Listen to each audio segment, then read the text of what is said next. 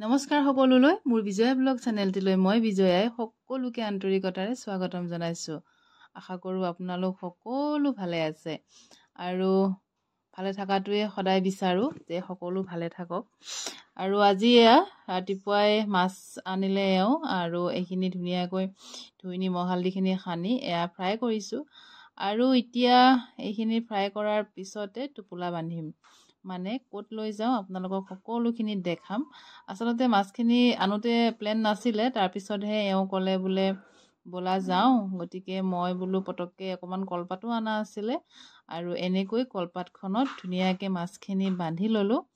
বান্ধি পেলাই এতিয়া বলক যাওঁ। তাৰ আগতে অকণমান ভাত বহালোঁ মই, যিহেতু যোৱাৰ প্লেন নাছিলে, গতিকে ভাত দাইল মাছ ভাজি এনেকৈ অকণমান দি লৈছোঁ। আৰু ক'ৰবালৈ যোৱাৰ আগত অৱশ্যে ভাতকেইটা খাই যোৱা যায় আৰু তেতিয়া দিনটোৰ কাৰণে চিন্তা নাই আৰু ৰাতিপুৱা সময়ত ভাত খোৱাই যায়। আৰু ওলাই মেলি আহিলোঁ। অহাৰ পিছতে মই ৰাজা আৰু আমি তিনিটাই আহি আছোঁ। গতিকে পাই গ'লোহি ঘৰত। আজি ঘৰলৈ পটককৈ আহিলোঁ আৰু মা নাছিলে ঘৰত, গতিকে মা ক'ৰবাৰ পৰা আহি আছে, শাহু মা।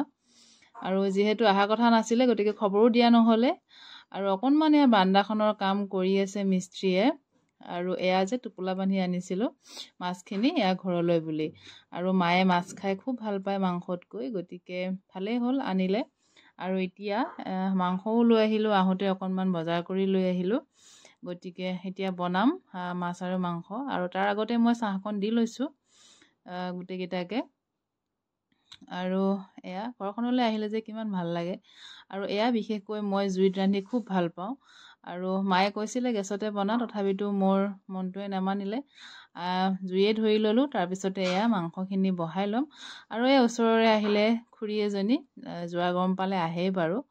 তাৰপিছতে খুৰীক বহিব দি চাহ তাহ দিলোঁ। তাৰপিছতে মই ৰান্ধাত লাগি গ'লোঁ, যিহেতু দুপৰীয়া প্ৰায় 2টামানে বাজিলে আৰু মাহঁতে ভাত খাব। গতিকে সকলোৰে কাৰণে বনাইছোঁ ভাত। আৰু মাংসখিনি এনেকৈ বহাই দিলোঁ। তাৰপিছতে মাছ বনালোঁ। মাছখিনি আলু আৰু নেমু টেঙা দি বনাইছোঁ। বেলেগ আচলতে চব্জি দি খাব মন নকৰিলে, মায়ে টেঙাই বনাব দিলে। আৰু হৈ গ'ল। আৰু গোটেইখিনিকে ভাত দিলোঁ। বাবুৰ লগৰো আহিলে থকা, আৰু মাকো ভাত দিলোঁ এনেকৈ। আৰু আমি পকাতেই গোটেইকেইটাই বহি পেলাই খালোঁ। আৰু আহিবই সময় হ'ল। খুব বেয়া লাগে অহাখিনি সময়ত।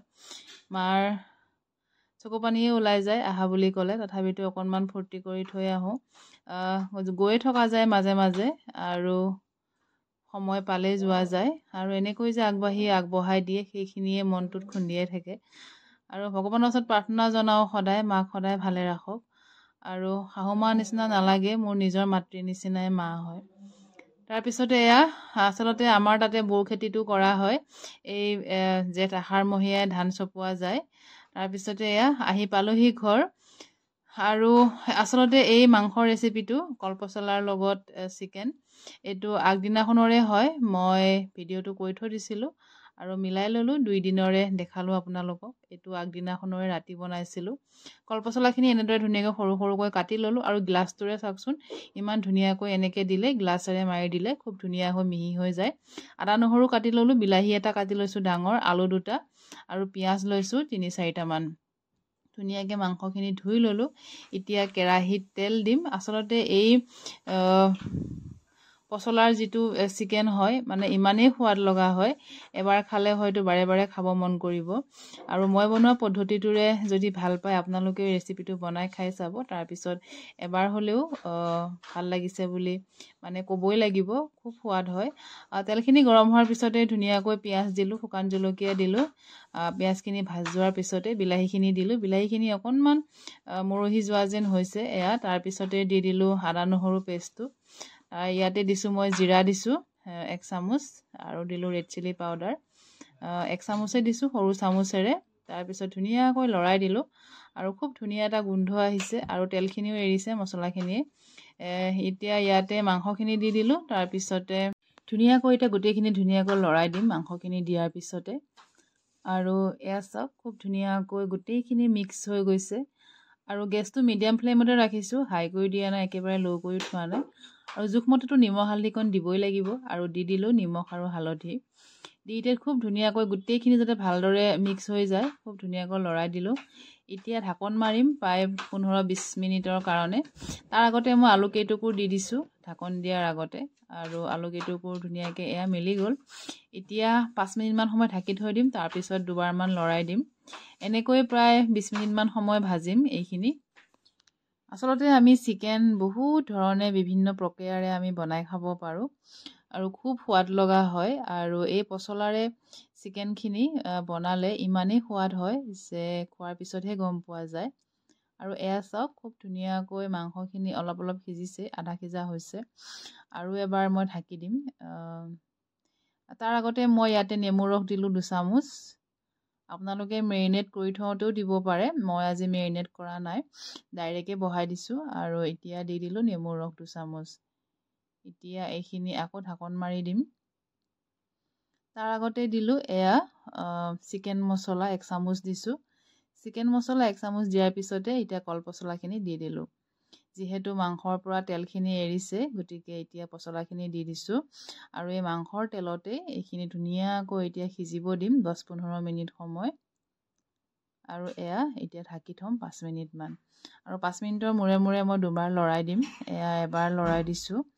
আৰু এয়া তেলখিনি ধুনীয়াকৈ এৰিছে। আৰু ইয়াতে মই জোখমতে পানী দি দিম। পানী বেছিকৈ দিলে ইমান ভাল নালাগে, আপোনালোকে জোখমতেই দিব যাতে অকণমান গ্ৰেভি হয়। আৰু এয়া পচলা থোৱা বাতিটোৰে মই পানী দি দিলোঁ, প্ৰায় 1 কাপমান পানী দিছোঁ। আৰু এইখিনি এতিয়া ধুনীয়াকৈ সিজিব দিম 5 মিনিটমান সময়। তাৰপিছত ইয়াতে মই অকণমান গৰম মছলা দিম নমোৱাৰ আগে আগে। আৰু বিশেষ মছলা একো নাই। এইখিনি চাওক খুব ধুনীয়াকৈ উতলিছে।